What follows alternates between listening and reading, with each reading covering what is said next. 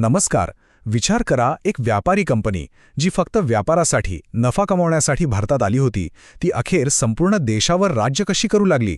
बरं, हे फक्त तलवारीच्या जोरावर झालं नाही. ईस्ट इंडिया कंपनीने स्वतःला शासक म्हणून स्थापित करण्यासाठी दोन शक्तिशाली हत्यारं वापरली.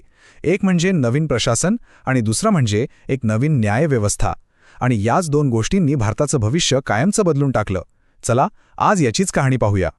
हा प्रश्न खरं तर खूप महत्वाचा आहे, कारण हा फक्त इतिहासाचा प्रश्न नाहीये, तर हा प्रश्न आहे सत्तेच्या स्वरूपाबद्दल. एक प्रायव्हेट कंपनी जिचा मुख्य उद्देश आपल्या शेअरहोल्डरना श्रीमंत करणं होता, ती कोट्यावधी लोकांचं नशीब ठरवणारी ताकद कशी बनली? यामागे फक्त लष्करी विजय नव्हते, तर एक अतिशय विचारपूर्वक तयार केलेला आराखडा होता. तोच आराखडा आज आपण समजून घेणार आहोत. आता बघा, कंपनीच्या अधिकाऱ्यांचा पगार अगदीच कमी होता, पण त्यांना स्वतःचा खाजगी व्यापार करायची पूर्ण मुभा होती. आता तुम्हीच सांगा, मग काय होणार?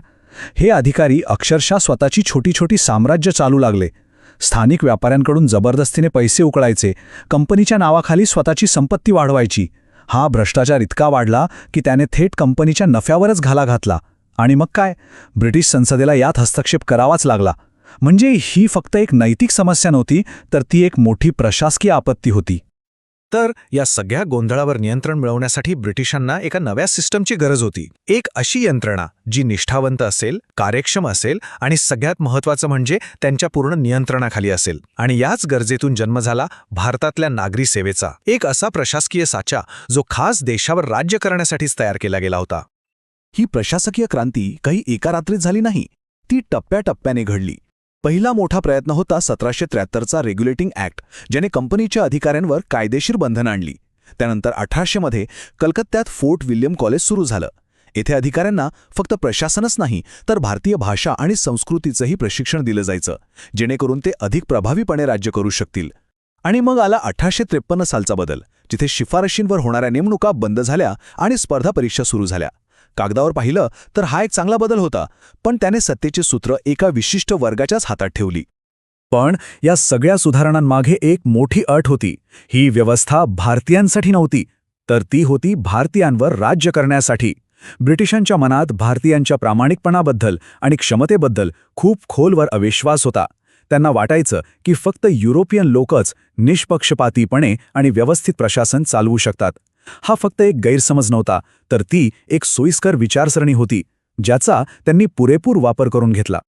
आणि या दृष्टिकोनाचं सगळ्यात स्पष्ट उदाहरण म्हणजे गव्हर्नर जनरल लॉर्ड कॉर्नवॉलिसचं हे वाक्य, सर्व भारतीय लोक भ्रष्टाचारी आहेत. हे फक्त एका व्यक्तीचं मत नव्हतं, तर ते त्यांच्या संपूर्ण धोरणाचा पाया बनलं. या एका वाक्याने कोट्यावधी लोकांच्या पात्रतेवर प्रश्नचिन्ह उभं केलं आणि त्यांना सत्तेच्या संरचनेतून बाहेर ठेवण्याचा मार्ग मोकळा केला. या अविश्वासाचा परिणाम थेट त्यांच्या पॉलिसीमध्ये दिसला. सगळ्या मोठ्या आणि महत्त्वाच्या पदांवर फक्त ब्रिटिशांचीच नेमणूक केली गेली. भारतीयांना फक्त दुय्यम भूमिकांमध्ये ठेवलं, जिथे त्यांच्याकडे निर्णय घेण्याचे कोणतेही अधिकार नव्हते. थोडक्यात सांगायचं तर ही व्यवस्था सहभागाची नव्हती, तर ती होती वर्चस्वाची. या व्यवस्थेने एक अशी काचीची भिंत उभी केली जी भारतीयांना तोडणं जवळपास अशक्य होतं. आता प्रशासकीय यंत्रणा तर उभी राहिली. यानंतर ब्रिटिशांनी आपलं लक्ष दुसऱ्या महत्त्वाच्या स्तंभाकडे वळवलं, न्यायव्यवस्था. कारण त्यांना हे पक्क माहीत होतं की फक्त कर गोळा करणं किंवा कायदे बनवणं पुरेसं नाहीये. त्या कायद्यांची अंमलबजावणी करणारी आणि न्यायनिवाडा करणारी शक्ती ज्याच्या हातात असते, तोच खरा शासक असतो. त्यामुळे त्यांनी मुघलकालीन न्यायव्यवस्थेला पद्धतशीरपणे मोडून काढायला सुरुवात केली. न्यायव्यवस्थेवर ताबा मिळवण्याची ही प्रक्रिया खूप इंटरेस्टिंग आहे आणि ती टप्प्याटप्प्याने झाली. सुरुवात झाली 1764 मध्ये, जेव्हा बक्सारच्या लढाईनंतर मुघल सम्राटाने त्यांना दिवानी अधिकार दिले, म्हणजे बंगालमधून महसूल गोळा करण्याचा कायदेशीर हक्क. यातून बंगालमध्ये एक विचित्र ड्युअल सिस्टम तयार झाली, म्हणजे महसूल ब्रिटिशांच्या हातात पण न्यायदानाची जबाबदारी नवाबाकडे. ही व्यवस्था अर्थातच लवकरच कोसळली आणि याच गोष्टीने ब्रिटिशांना संपूर्ण न्यायव्यवस्था स्वतःच्या ताब्यात घेण्याची संधी दिली. त्यांनी जुनी रचना मोडून एक नवीन सेंट्रलाइज्ड सिस्टम उभी केली. आणि या न्यायालयीन बदलाचा मुख्य सूत्रधार होता गव्हर्नर वॉरन हेस्टिंग्स. हेस्टिंग्सला भारतात एक सुव्यवस्थित आणि लॉजिकल सिस्टम आणायची होती. त्याच्या मते तेव्हाची व्यवस्था खूप गोंधळलेली आणि भ्रष्ट होती. त्यामुळे 1772 मध्ये त्याने एक नवीन प्लॅन सादर केला, ज्याने भारतीय न्यायव्यवस्थेचा चेहरा मोहराच बदलून टाकला. तर हेस्टिंग्सने काय केलं, त्याने प्रत्येक जिल्ह्यात 2 प्रकारची कोर्ट सुरू केली. एक होती दिवाणी अदालत, जी मालमत्ता आणि वारसा हक्कांसारखी सिव्हिल प्रकरणं बघायची, आणि तिचं नियंत्रण थेट युरोपियन जिल्हाधिकाऱ्यांकडे होतं. दुसरी होती फौजदारी अदालत, जी गुन्हेगारी प्रकरणं हाताळत असे.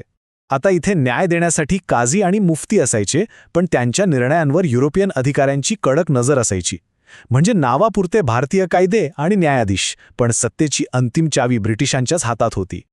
सुरुवातीला जरी त्यांनी स्थानिक कायद्यांचा आदर करण्याचा देखावा केला, तरी हळूहळू ब्रिटिशांनी भारतीय कायदेशीर प्रक्रियेत हस्तक्षेप करायला सुरुवात केली, विशेषतः क्रिमिनल लॉमध्ये.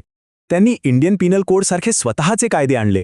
पुराव्याची संकल्पना, साक्षीदारांची तपासणी, कोर्टाची संपूर्ण कार्यपद्धती सगळं काही ब्रिटिश मॉडेलनुसार बदलण्यात आलं. यामुळे भारतीय न्यायव्यवस्था तिच्या मूळ स्वरूपापासून खूप दूर गेली आणि पूर्णपणे ब्रिटिश नियंत्रणाखाली आली. तर मग या दोन मोठ्या बदलांचा प्रशासकीय आणि न्यायालयीन एकत्रित परिणाम काय झाला? यातून फक्त एक नवीन व्यवस्था जन्माला आली नाही, तर भारतात ब्रिटिश वर्चस्वाची एक अशी भक्कम इमारत उभी राहिली, जिचा पायाच भारतीयांना वगळण्यावर आणि ब्रिटिश नियंत्रणावर रचला गेला होता. या सगळ्या चर्चेतून काही गोष्टी अगदी स्पष्ट होतात.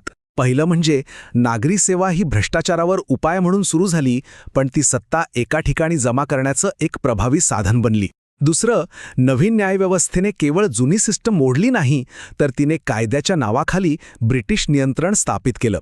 आणि सगळ्यात महत्त्वाचं, या दोन्ही सिस्टमचा मूळ उद्देश हाच होता की भारतीयांना सत्तेपासून दूर ठेवून ब्रिटिश साम्राज्याला मजबूत करायचं.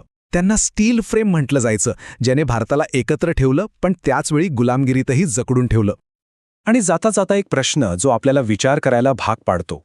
ब्रिटिशांनी 150 वर्षापूर्वी स्वतःच्या साम्राज्यासाठी तयार केलेली ही प्रशासकीय आणि न्यायिक रचना, जिचा डीएनएच मुळात नियंत्रणाचा आणि अविश्वासाचा आहे, ती आजच्या स्वतंत्र आणि लोकशाही भारताच्या आकांक्षा पूर्ण करण्यासाठी कितपत योग्य आहे? या वारशातून आपण काय ठेवलं पाहिजे आणि काय बदललं पाहिजे, हा प्रश्न आजही तितकाच महत्त्वाचा आहे. यावर नक्की विचार करा.